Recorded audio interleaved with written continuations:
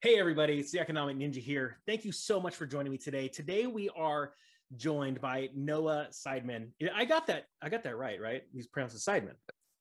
Yes, sir. So the reason why I've got to ask about pronunciation is because it sounds funny, but I love reading Noah's tweets and he uses lots of big words. I love it because there's so much thought. I mean, literally, I read his stuff and I'm like, oh, what? I got to sit back and take some time and digest this. Noah loves to talk about economics and cryptocurrencies. So, but first we're going to start with Noah talking about economics. How you doing, Noah? I'm okay. I'm disappointed in the reality of what is occurring, and most of us go through. Well, not us. Obviously, yourself and persons that follow you and me. We have access to information that the majority don't. So the most disappointing thing to me is the reality for persons that don't have access to such information. So I'm okay. I'm happy. I'm healthy. I'm on the ball. And I find myself weighed down, knowing that the vast majority aren't. So I do my best to help. I had no idea how you're going to open up with this, but you're absolutely right. It's an interesting weight or burden that we carry when we know what's happening and how easy it is to fix it. But trying to warn as many people as we can, it does stress you out. I know what you mean. I want to start with actually a tweet that you put out just recently. I want to read it and then get your thoughts on it. And it's absolutely what we're talking about here at the economy. You say the simplest observation for the state of the economy is that folks are buying anything that isn't nailed down. The more rare the asset, the more limited the supply, the greater the desire to acquire.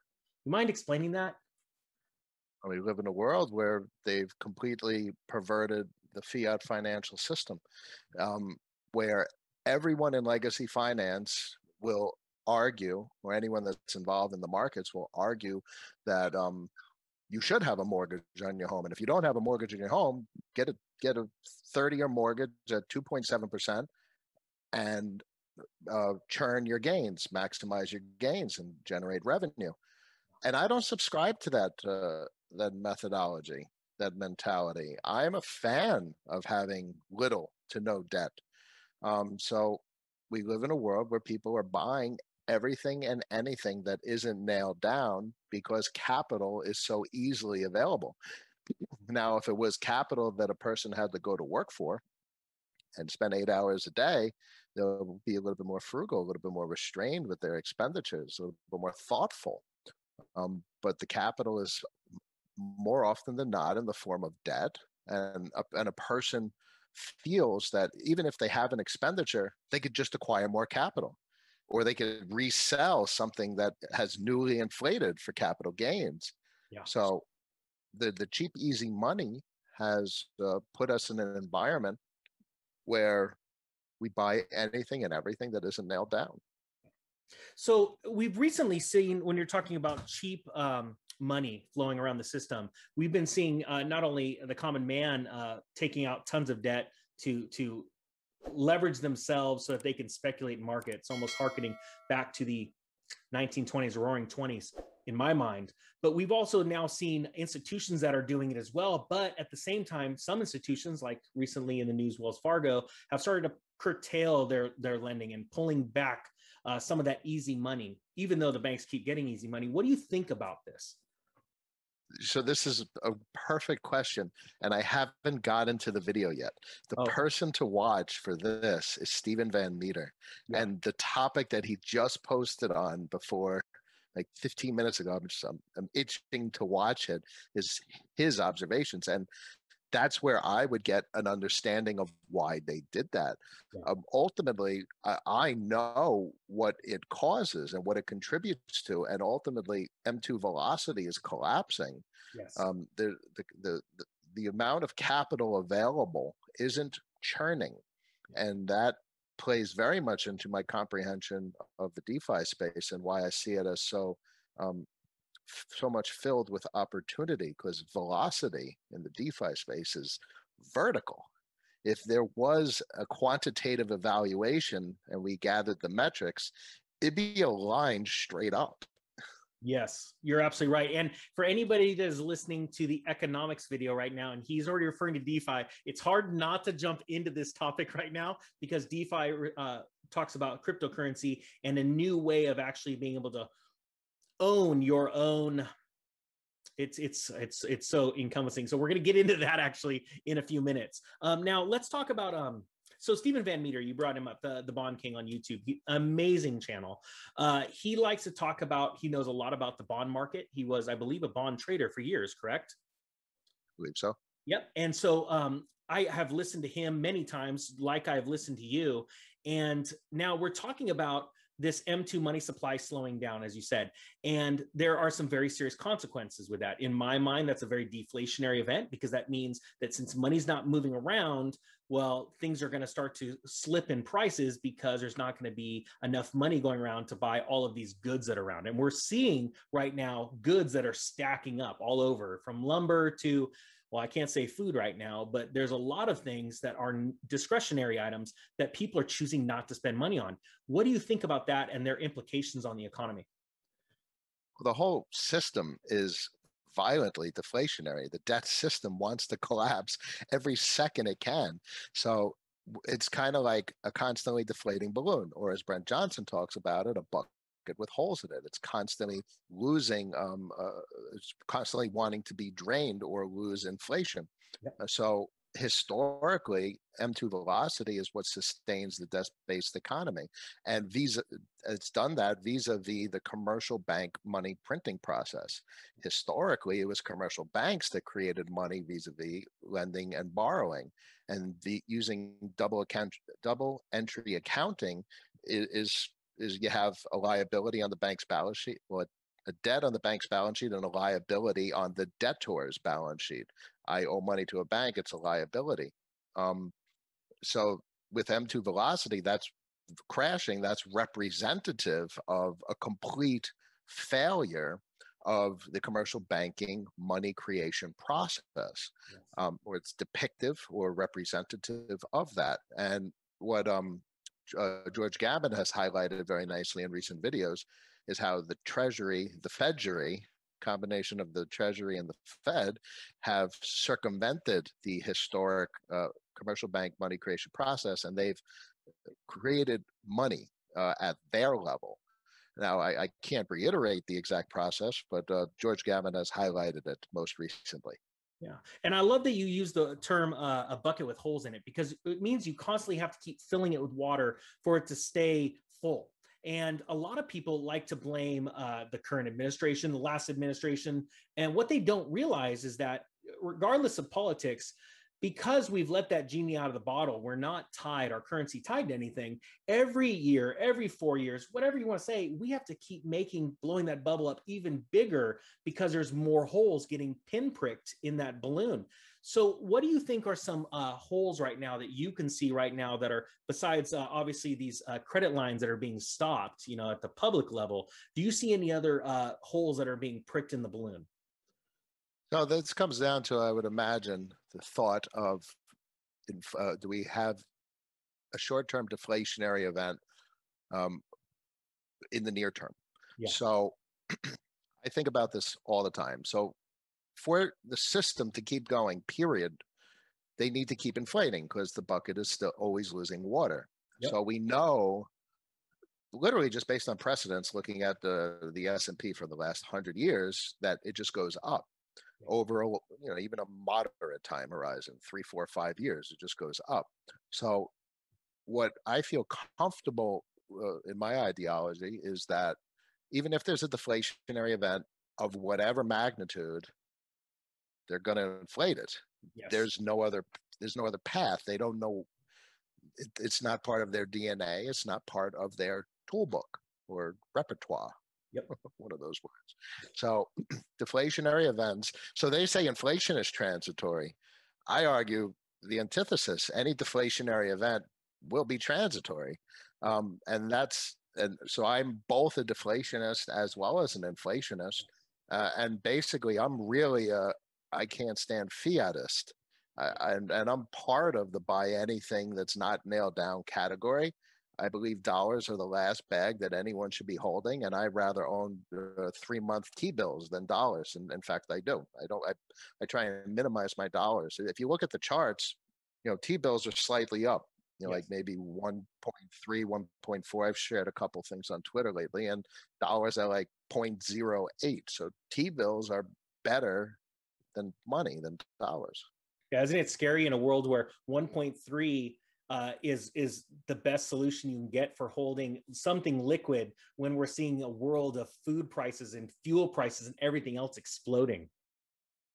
This brings up the reality of the failure of the legacy financial system and banking, and this is where my empathy kicks into hyperdrive. It's a self-fiduciary failure to have excess cash in a bank. You're losing. Some would argue, if you do CPI 3, 4, 5%, but it's more than that. The Chapwood Index calculated 8 to 12%, and that was before 2019. So if you factor in 2020 and speculatively 2021, you're talking 15, 20. Michael Saylor says 22%. A bunch of other people say that, and that's based on like M2 analysis, which is hotly debated. But the point being, it's at least high double digits, lower than 20, like high teens. Yeah. And that means if you're not outperforming high teens, you're losing. Yeah. And that's painful to think about. Well, I'm glad that you brought up Michael Saylor and different means of understanding what CPI is, or let's put this, alternatives to CPI, because a lot of people really believe the government numbers. And now we're seeing what's going on in Cuba. And I wanted to sort of finish off with this topic because Cuba is a hot topic right now. But ironically, just because they're rioting in the streets today and people are literally starving, this started, well, it started a long time ago, but really the flashpoint was in January when the currency was revalued and what I should say, devalued. So let's talk about government numbers and what people need to be doing right now to really start to wake up and get reality inside of them. Do you have any ideas of what they could do to help themselves right now with their knowledge base? Yeah, it's irrelevant what the government says. What's pertinent is you have to significantly grow your wealth just to not lose money, or grow your dollar denominated wealth. Excuse me. Yeah, no worries. Not to lose your money. There's no way to think about it other than from the general public's perspective, meaning it's us going to the store, it's our capital expenditure. In many regards, we have to anecdotally observe that, and I know persons, most certainly at the lower end of the income scale, are feeling it. They to such a degree that it's talked about, and that's why they talk about minimum wage, and inflation isn't necessarily a horrible thing from like an old school macro way of talking about it if wages kept up with it. Yes, but they don't.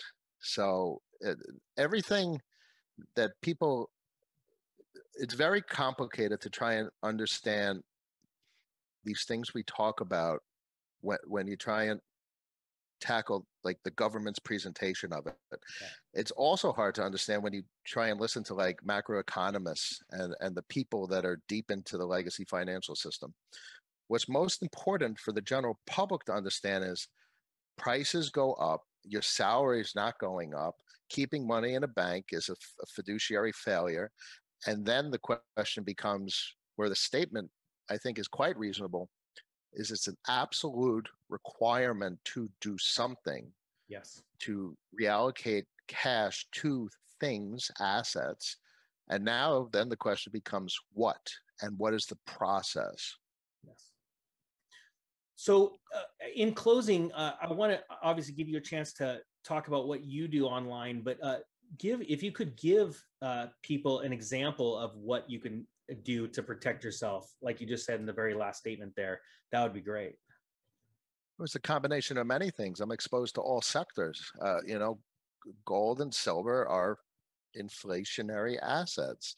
There's more of it tomorrow. They're mining, but it's less inflationary than currency, fiat currency. It's less inflationary than many things, but what's better than even low inflation? Disinflation, something that has decreasing inflation over time. And even superior to disinflation is deflationary assets. Now, that's very confusing because people hear inflation, deflation, and they think about the value of money. But when I use the term just now, it's really with regard to the quantity of an asset being in circulation. And ties in very deeply into what's going on with NFTs because they're very limited supply, and so they're obviously not deflationary. They're fixed supply. It's not even disinflationary. Yeah. But Bitcoin is a disinflationary asset, and then it brings us into the DeFi space, where there's actually deflationary assets, where there's less supply over time, and that increases scarcity. And if there's less of something available, and the same or more persons want it, that will increase the amount of capital someone's willing to give for it. And notice I say not the price, like the dollar denominated price, because I really try and force myself to think that everything is denominated in everything. Yep. And it's not just, and that's probably the biggest fallacy that overcomes the general population, that everything is in terms of dollars. So I break away from that. You could think of things in terms of gold denomination. That's right. And what has the macro economists done lately? They think of things in terms of the Fed balance sheet denominated. Yeah. That's right. Well, let's do this because this is obviously tying into, we're talking about deflationary assets now. This is moving into crypto. So this is probably a great time to close this section off and then get ready for everyone to check out section 2, which we're going to be talking about cryptocurrencies. So Noah, how can they find you, on my subscribers, on the internet? I literally just Googling my name, Noah Seidman, Seidman, and you'll find Twitter, you'll find YouTube, and those are my primary outlets. I talk every day.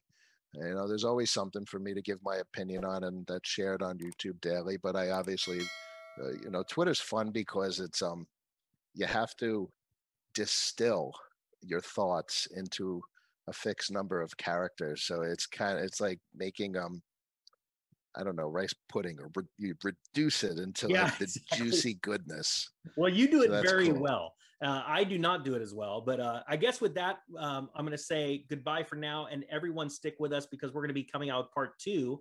And I thank you guys so very much. With that being said, the Economic Ninja is out.